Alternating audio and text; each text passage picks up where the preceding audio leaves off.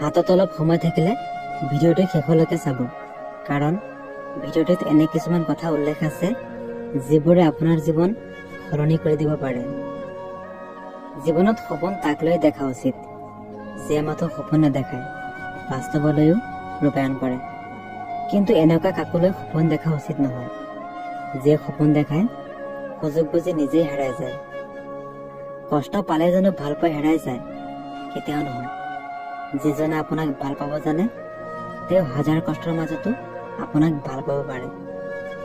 পৃথিৱীৰ নিয়মটো বহুত অদ্ভুত। যেতিয়া প্ৰিয় মানুহটিক তুমি গুৰুত্ব দিবলৈ আৰম্ভ কৰিবা, তেতিয়া তেখেতে তোমাক অৱহেলা কৰিবলৈ আৰম্ভ কৰিব। প্ৰিয় মানুহটোৱে যদি আপোনাক অৱহেলা কৰিবলৈ আৰম্ভ কৰে, তেতিয়া তেওঁক কথা কোৱাৰ বাবে বাৰে বাৰে অনুৰোধ কৰা দৰকাৰ নাই। কাৰণ যাৰ কাষত তোমাৰ সঁচা মূল্য থাকিব, তেওঁ হাজাৰ অসুবিধাৰ মাজতো তোমাক সময় দিব আৰু তোমাক কেতিয়াও এৰি নাযাব। টকাৰে তুমি সকলো কিনিব পাৰিবা, কিন্তু মানসিক সুখ কোনোদিন কিনিব নোৱাৰিবা।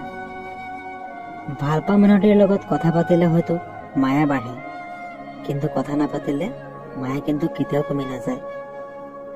মানুহ যেতিয়া লাহে লাহে ডাঙৰ হৈ আহে, তেতিয়া বুজিব পাৰে যে সকলোৰে মাজত থকাতকৈ অকলে থকাই বেছি ভাল।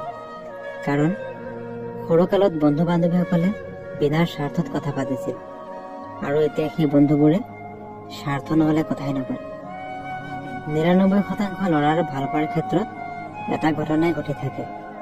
গোটেই জীৱন এটাই আফচোচ থাকি যায়, যাক মনৰ পৰা ভাল পালো শেষত তাকেই নাপালো। মানুহৰ লগত ভদ্ৰ ব্যৱহাৰ কৰা উচিত, কিন্তু বেছি ভদ্ৰ ব্যৱহাৰ কৰা একেবাৰে উচিত নহয়। কাৰণ ভদ্ৰ ভাষা আকৌ সকলোৱে বুজি নাপায়।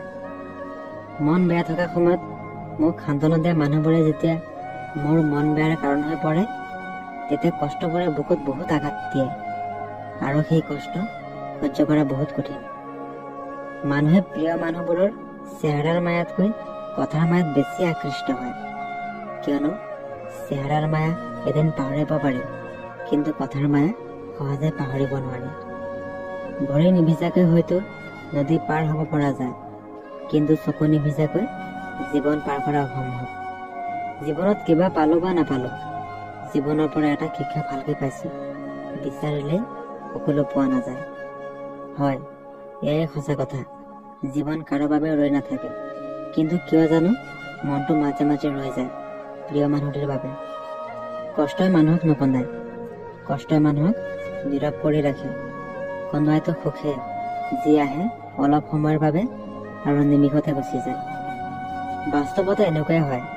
তুমি যেতিয়া প্ৰিয় মানুহটিক অতিৰিক্ত গুৰুত্ব দিব আৰম্ভ কৰিবা, তেতিয়া তেওঁ তোমাক অৱহেলা কৰিব, আৰু যেতিয়া গুৰুত্ব দিয়া কমাই দিবা, তেতিয়া ক'ব তুমি সেই আগৰ দৰে নাই, এতিয়া যেন স্বাৰ্থপৰ হৈ গৈছে। যেতিয়া কোনো মানুহ কাৰোবাৰ বাবে কান্দে, সেইটো হ'ল আবেগ, আৰু যেতিয়া কোনোবাই কাৰোবাক ইচ্ছা কৰি কন্দুৱাই, সেইটো হ'ল প্ৰতাৰণা। আৰু যেতিয়া কোনোবাই কাৰোবাক কন্দুৱাই নিজেও কান্দে, সেয়া হ'ল মনৰ পৰা ভাল পোৱা। জীৱনত কাৰোবাক পাবলৈ নাকান্দিবা। যাৰ কাৰণে তুমি কান্দিবা সি কেতিয়াও তোমাৰ নহ'ব, আৰু যি তোমাৰ হ'ব তেওঁ কেতিয়াও তোমাক কান্দিবলৈ নিদিয়ে।